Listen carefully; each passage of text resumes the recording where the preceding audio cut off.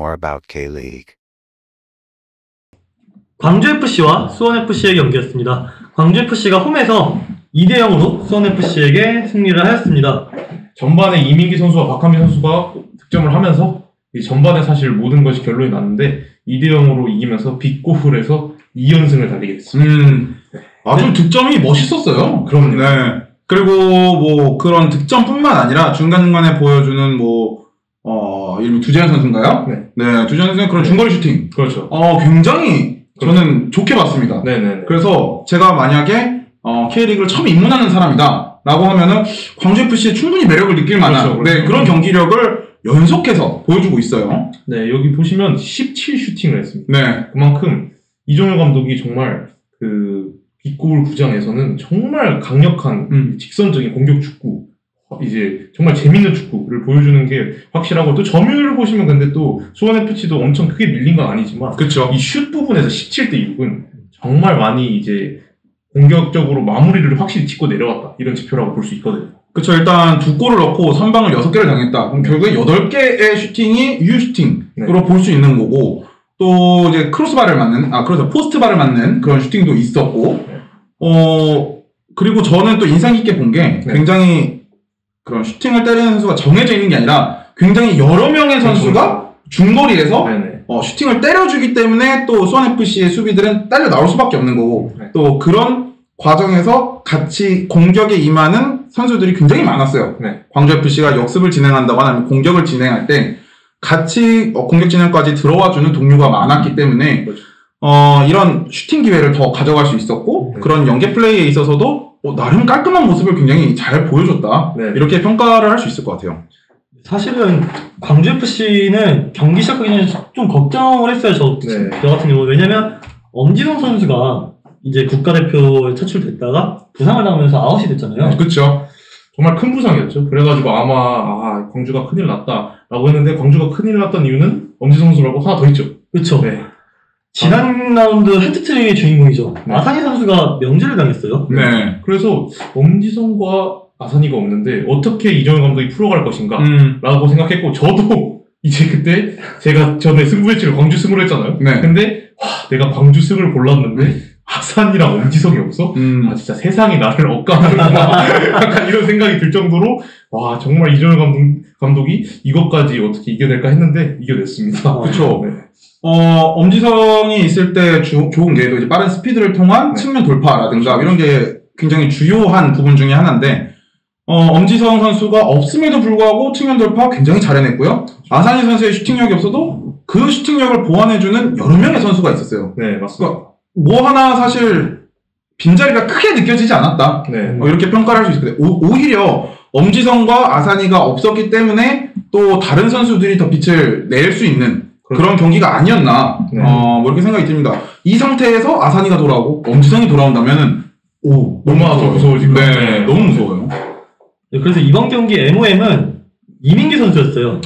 또 이민기 선수가 또 이제 MOM급 활약을 했죠, 어떻게 보면. 맞죠. 사실 이제 형이 말씀해 주신 것처럼 정말, 근데 이게 이민기 선수 말고도 모든 선수가 하나의 팀으로 잘 움직였기 때문데 이 MOM을 고르는데도 사실 어려웠을 거예요. 근데 하지만 이민기 선수 득점한 것도 있지만, 어떻게 보면 이 팀 자체가 되게 이종효 감독님이 추구하는 축구를 잘 해낸 게 이번 경기가 아닌가 싶습니다. 홈팬들 앞에서. 그리고 이제 박한민 선수가 이번에 골도 넣고, 골대도 한번 때리고, 근데 되게 좋은 활약을 펼쳤다고 봐요. 어떻게 보면 박한민 선수도 이제 이적 시장에 되게 늦게 합류한 편이긴 한데, 이종효 감독님이 정말 그래도 이제 선수들을 보고 잘 영입했다는 느낌이 확실히 들어요. 이번에 이제 꼭 외인이나 엄지성 같은 에이스가 없어도 이제 갖고 있는 자원으로 충분히 효율을 낼 수 있는, 또 이런 데가 되게 중요하거든요. 그쵸. 에이스가 없을 때 얼마나 하냐. 그것도 수원FC 같은 어쨌든 공격으로 맞붙을 수 있는 그런 활약이 있는 팀 상대로. 그런 거를 이종효 감독님이 팬들 앞에서 잘 증명을 했습니다. 그리고 이번 경기가 사실은 이승우 선수의 이제 복귀전이었는데, 이승우 선수가 크게 뭘 보여주진 못했어요, 이번 경기에서. 아무래도 좀 그때 저희가 승부예측 하면서도 말을 했는데 너무 오랜 기간 동안 경기를 안 뛰었습니다. 확실히 이게 훈련에 복귀했다 하고 훈련을 많이 해도 직접적인 경기에 나서서 경기를 해봐야 또 실전 감각에 대한, 그리고 앞으로 경기를 얼마나 잘할 수 있는지가 보이는데, 이게 좀 아쉬운 부분이긴 하죠. 제카 선수의 그런 볼 취소가 없었다면 이승우 선수 아마 제가 알기로는 이승우 선수가 내준 패스를 받아서 제카가 골을 넣었지만 취소 당한 걸로 알고 있거든요. 네.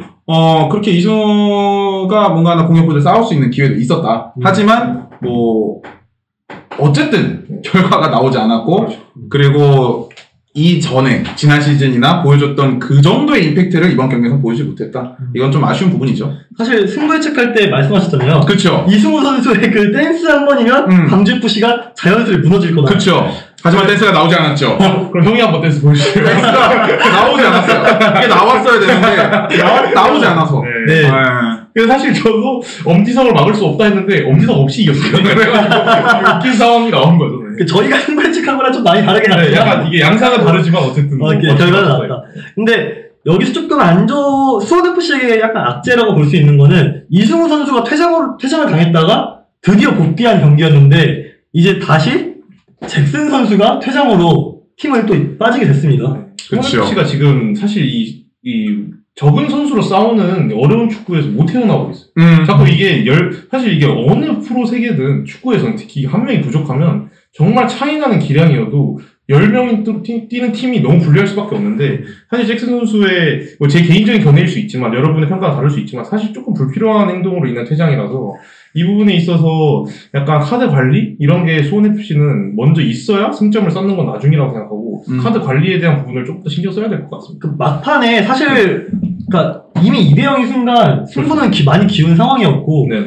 후반 그 90분 가까이 됐을 때 승부와 관련 없는 그런 되게 불필요한 파울로 그렇죠. 카드를 한 장 받고 이후에 경고 누적으로 받은 건 정말 말씀해주신 것처럼 카드 관리에 좀 미흡한 부분이 있지 않나. 네. 이게 그리고 팀 분위기랑 상관이 너무 큰 이게 영향력이 너무 큰 행동이라 이런 부분에 있어서 좀 이제 2경기 연속으로 이렇게 퇴장이 이슈가 있다는 건 조금 지켜볼 필요가 있습니다. 아쉽죠. 네. 아쉽죠. 또 이제 외인이기도 하고 그렇죠. 사실 또 잘 하고 있었고 네. 그리고 카드를 받기 이전에는 골 취소가 됐지만 굉장히 원더골스러운 그렇죠. 그런 슈팅을 인사이드로 굉장히 잘 밀어찬 그런 슈팅을 보여주면서 오 잘한다. 네. 좀 무섭다. 그렇죠. 막아야겠다. 그리고 막는 것도 수비도 잘한다. 이런 생각이 들었는데 네. 아쉽게. 그렇죠. 그리고 수비 주축인데 다음 그쵸. 경기도 어떻게 보면 영향이 엄청 큰 상황이라 그 네. 부분에 있어서 수원FC가 되게 아쉬울 것 같습니다. 네. 그렇게 해서 이제 결국에 광주FC가 승리를 했고 맞습니다. 이 경기를 통해서 다시 한번 이종현 감독의 축구는 이렇게 하는 것이다. 표정이 좋아요. 네. 이 뒤에 노란색이라서 그런지 더 빛나는 느낌이 듭니다. 또 이게 봄에 잘 맞아 노란색에. 그래가지고 확실하게 분발하신 이종현 감독님이라고 확실하게. 네. 근데 뭐 사실 잘 보여주고 있고 결과도 내고 있고 다 좋아요. 다 좋은데 이렇게 잘 성적을 내고 있는 승격팀에 대해 항상 꼬리표처럼 따라오는 말. 시즌 초반이 지나고서 무너지는 게 아니냐. 그럴 가능성이 그럴 가능성이 굉장히 높다. 이런 수식어가 항상 꼬리표처럼 따라오는데 그것만 보여준다면 또 하나의 굉장히 센세이션한 감독이 될 수 있다. 이렇게 생각이 듭니다. 그리고 저는 저번 주에 이제부터 진짜 광주의 분기점이다 라고 말씀을 드렸는데 심지어 정말 무서운 선수들로 엄청난 축구를 더 할 수 있다는 걸 저희한테 확인시켜준 이정현 감독님의 축구가 어떻게 보면 그 분기점의 시작에서 되게 성공적인 결과를, 그것도 무실점. 그쵸. 네, 아주 좋은 결과를 내보냈지 않나 생각이 듭니다. 네. 좋아요. 네. 계속 기대가 돼요. 네. 그 인터뷰도 기대가 너무 돼요. 그렇죠. 그러니까 되게 그 인터뷰가 사실 처음에는 어떤 사람들이 처음 접했을 때, 인터뷰를 저렇게 해? 약간 이럴 수 있는데, 이렇게 보니까 약간 어떤 말을 할지 되게 기대되고, 이 경기 끝날 때 사람들이 인터뷰를 계속 찾아보더라고요. 그 K리그 보는 분들이. 성적만 내준다면 어떤 말을 해도 좋겠어요. 그렇죠. 한번 보세요. 그 해석의 영역은 듣는 사람들이 하는 거기 때문에. 그리고 실제로 지금 K리그 기자들한테 그 전화를 되게 많이 받습니다. 그래요? 전화통화 이런 거. 그래가지고, 네. 한번 만나 뵙고 싶네요. 저도. 네. 저희 잘 돼서 한번 초대하고 싶어요. 그쵸. 네.